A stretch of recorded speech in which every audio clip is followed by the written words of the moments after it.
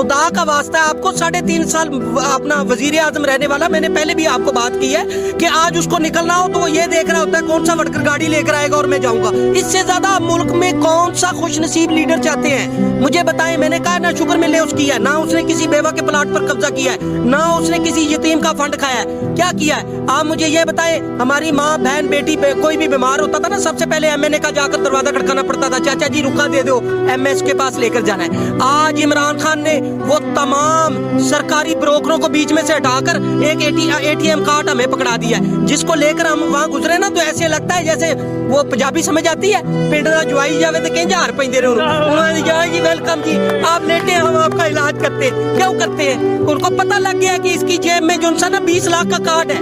वो भाई मुझे ये बताएं, वो अच्छा है जिसने आपको 20 लाख का कार्ड दिया या वो अच्छा जरा कहना 10 रुपया है अपनी जेब जो मैंने फड़ा मैं लेके जावा।